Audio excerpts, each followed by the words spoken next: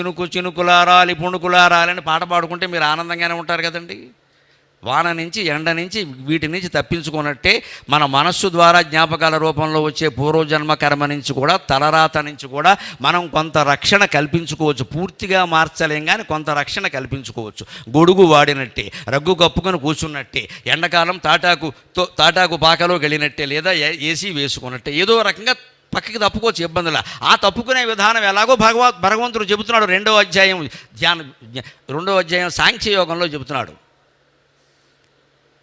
యదాహిజేంద్రియార్థేషు కూర్మో అంగానీవ సర్వశః ఇంద్రియాణి ఇంద్రియార్థేభ్యః తస్య ప్రజ్ఞా ప్రతిష్ఠిత. ఇంద్రియార్థాలని తాబేలును చూసి నేర్చుకోండి అన్నాడు. కూర్మో అంగానీవ సర్వశః యదా సంహరతే చాయం కూర్మో అంగానీవ సర్వశః ఇంద్రియా